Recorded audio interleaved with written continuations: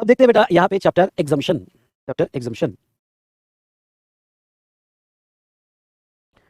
Yes बेटा, so now amendment जो हुआ वो रेंटिंग ऑफ इमूवेबल प्रॉपर्टी में, specially renting of residential dwelling, very very very very very very important, क्योंकि last time भी इसमें अमेंडमेंट थी और अभी भी एक एक्सप्लेनेशन इन्होंने ऐड किया गया है। इस पे क्वेश्चन पूछने के पूरे पूरे चांसेस है एग्जाम में। ओके, एग्जाम्पशन चैप्टर में अगर आपको याद होगा, service by of renting of residential dwelling for use as a residence, मतलब क्या, अगर आप अपना रेसिडेंशियल ड्वेलिंग मतलब क्या, आपका रहता हुआ घर, फ्लैट या बंगलो, विला, कोठी वगैरह, अगर आप अपना रेसिडेंशियल ड्वेलिंग रेंट पे देते हो और एक लॉन्ग टर्म यूज के लिए देते हो और रेसिडेंस के लिए देते हो तो एग्जाम्प्ट है। एक बार फिर से, आप अपना घर, फ्लैट, बंगलो, विला, कोठी वगैरह जो रहने लायक घर है, ओके, और वो एक टेम्पररी बेसिस, होटल जैसा नहीं, आप एक लॉन्ग टर्म यूज के लिए देते हो। रेसिडेंशियल ड्वेलिंग का मतलब ये हो रहा है कि जो जहां आपका रैन बसेरा है, ओके, एक सिंपल ड्वेलिंग मतलब रैन बसेरा है, एक लॉन्ग टर्म यूज है, और वो रैन बसेरा जहां बसेरा आप कर रहे हो और वो ड्वेल वहां पे कर रहे हो और वो रेसिडेंशियल ड्वेलिंग आप रेंट पे दे रहे हो, ओके, और रेसिडेंस पर्पस के लिए दे रहे हो, तो वो सिचुएशन में यहाँ एग्जाम्पशन मिलेगा। मतलब क्या, मतलब ये हुआ कि अगर आप अपना रैन बसेरा यानी रहने लायक घर जो है वो रेसिडेंस नहीं ऑफिस के लिए दे रहे हो तो टैक्सेबल है, वो टैक्सेबल है। एग्जाम्पशन कब है, जब आप रेसिडेंस के लिए दे रहे हो।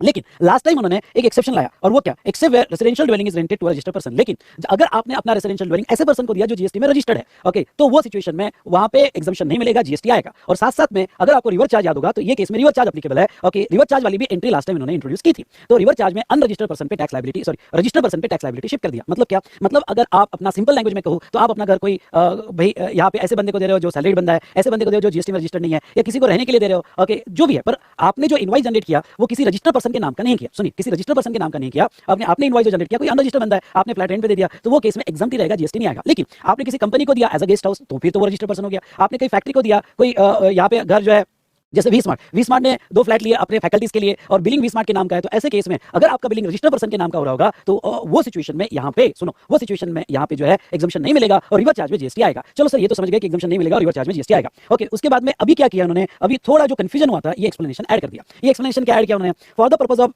Exemption under this entry, okay, अगर इस एंट्री में एग्जाम्पशन आपको लेना है तो this entry shall cover services by of renting of residential dwelling to a registered person. This entry shall cover मतलब exemption shall be continued, exemption shall be continued, आपका exemption continued रहेगा। किसमें continued रहेगा, exemption shall be continued, okay, where registered person is a proprietor or proprietary concern and rent the residential dwelling in his personal capacity। आपका registered person proprietor है और उसने residential dwelling लिया in his personal capacity for his own residence and such renting is on his own account and not for proprietary concern। अब इसमें confusion हुआ था जिसकी वजह से उन्होंने एक्सप्लेनेशन ऐड किया। समझ लो कोई के फर्म का प्रोप्राइटर है तो उसने रजिस्ट्रेशन अपने नाम का लिया होगा, ओके, समझ लो आप हो, आप या मैं हूं, ओके, मैं एक ट्रेडिंग कंसर्न का प्रोप्राइटर और जीएसटी का रजिस्ट्रेशन मैंने अपने नाम का लिया हुआ है। अब क्या हुआ कि मैंने रहने के लिए भाड़े से घर लिया, अब भाड़े से जब घर लिया तो वो मेरे पे यहाँ पे रेंट लगा रहा है, लेकिन ख्याल रहे इवन दो मैं जीएसटी में रजिस्टर्ड हूँ क्योंकि मैं प्रोप्राइटर हूँ यार, मेरे नाम से रजिस्ट्रेशन आएगा। आप अभी सीए बने, आपने अभी सीए बने और अपने नाम का, क्योंकि आपने कोई फर्म नहीं स्टार्ट किया, कोई कंपनी स्टार्ट नहीं किया, आपने अपने नाम पे सीए की प्रैक्टिस चालू किया और आपने अपने नाम पे जीएसटी का रजिस्ट्रेशन लिया हुआ है। अब आप कहीं पे रेंट पे घर लेते हो तो वो सिचुएशन में आप तो रजिस्टर्ड पर्सन हो गए, यानी उसमें क्या इंप्लीकेशन हो जाएंगे कि जो भी रेंट चार्ज करेगा आपका लैंडलॉर्ड आपको, तो रिवर चार्ज में आपकी लायबिलिटी आ जाएगी, जबकि वो घर जो है आप बिजनेस के लिए यूज नहीं कर रहे हो, वो जो घर है आप अपने पर्सनल कैपेसिटी में और रेजिडेंस के लिए यूज कर रहे हो।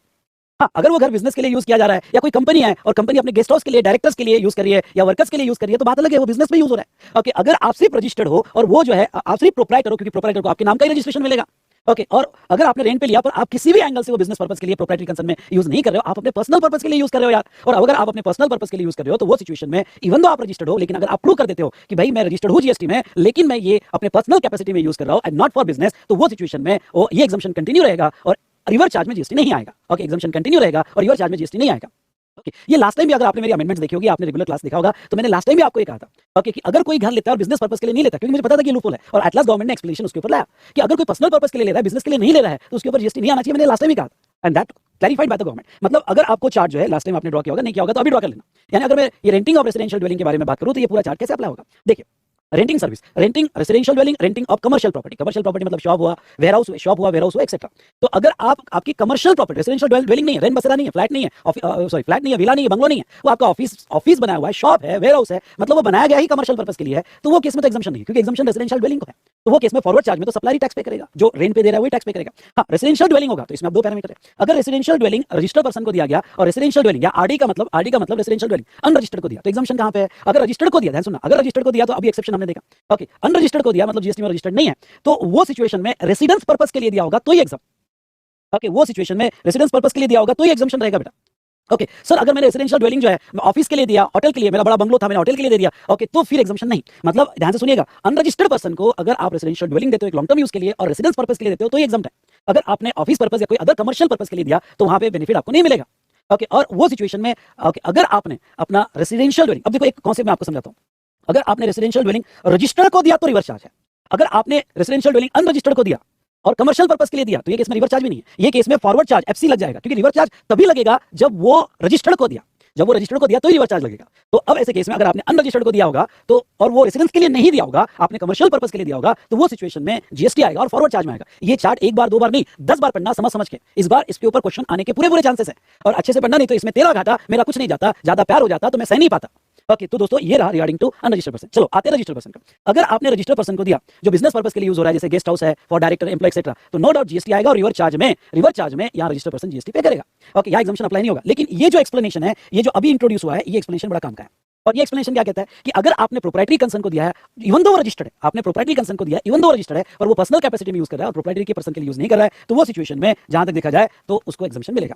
तो दोस्तों कंसेप्चुअली आप समझ गए, पर मैं आपको यही कहूंगा कि आपको रीड करके ये चार्ट ड्रॉ करना है, एक पेज पे यहाँ अटैच कर देना है, इस पे क्वेश्चन आने के पूरे पूरे चांसेस है। एक बार नहीं, दो बार नहीं, तीन बार नहीं, चार बार नहीं, 10 बार आपको पढ़ना है।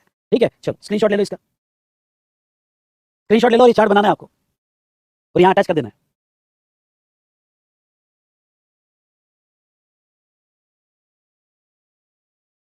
चलिए अब नेक्स्ट एग्जामिशन पे आ जाते हैं, एजुकेशन एंड ट्रेनिंग सेक्टर में।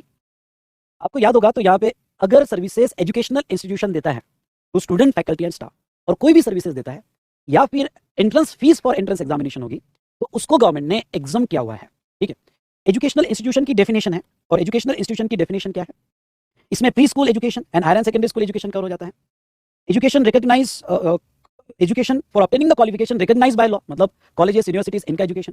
Third, education as a part of an approved vocational educational courses. Okay, approved educational vocational courses मतलब एनसीवीटी के कोर्सेज, एससीवीटी के कोर्सेज। ओके, जो आप अगर नोट्स में देखोगे तो आपको अप्रूव्ड वोकेशनल एजुकेशन कोर्सेज की डेफिनेशन मिल जाएगी।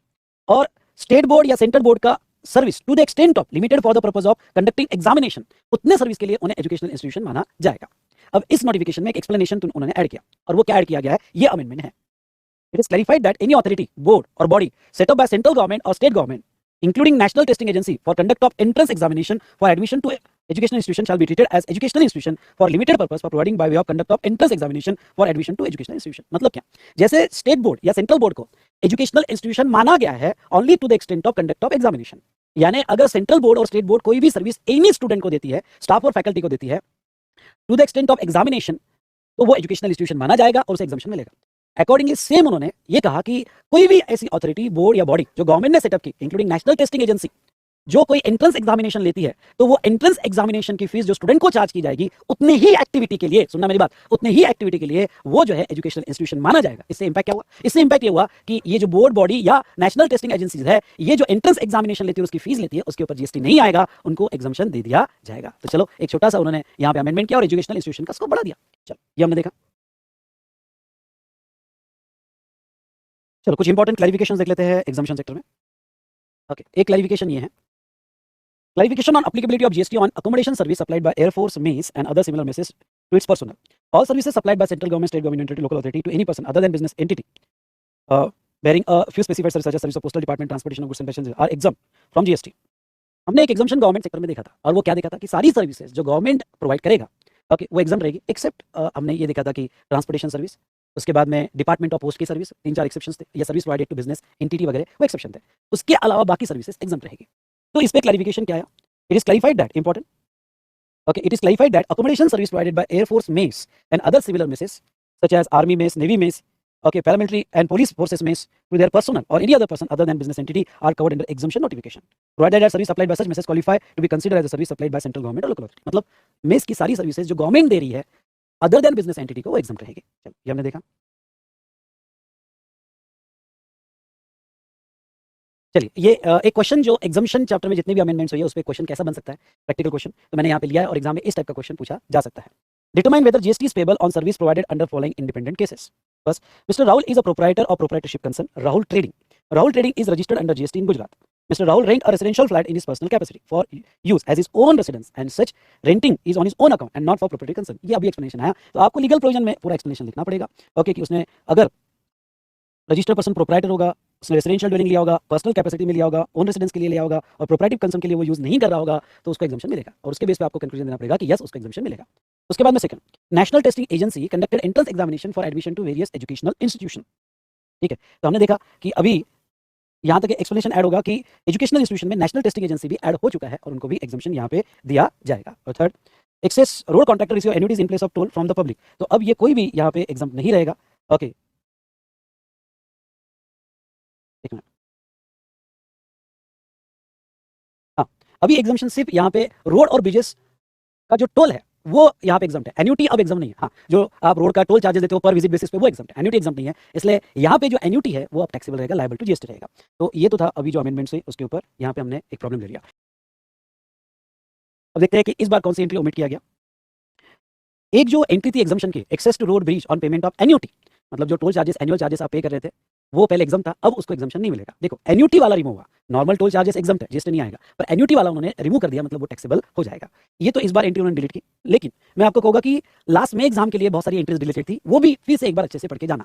क्यों? क्योंकि क्वेश्चन आपके एग्जाम में आ सकता है, इसलिए इस बार की जो डिलीटेड एंट्री है और लास्ट अटेम्प्ट की जो डिलीटेड एंट्रीज है फिर से दोनों एक बार अच्छे से पढ़ के आपको जाना है, इस बार उस पर क्वेश्चन आ सकता है। तो बाकी लास्ट ईयर की लास्ट अटेम्प्ट की डिलीटेड एंट्रीज का लिस्ट मैंने यहाँ पे दिया है, वो भी आपने एक साथ पढ़ लेना है। चलिए, तो इस तरह से हमने ये चैप्टर एग्जामिशन खत्म किया। सर कुछ भी अमेंडमेंट नहीं थी, मैं कहूँ ना इस बार कोई भी ज्यादा अमेंडमेंट्स नहीं है, और जितना ज्यादा हो ये मैसेज सर्कुलेट करो, ये अमेंडमेंट की वीडियो सर्कुलेट करो, ओके, जितना ज्यादा सर्कुलेट करोगे उतना आपको बेनिफिट मिलेगा। ओके, क्यों? क्योंकि आपने लोगों का भी भला करवाया है।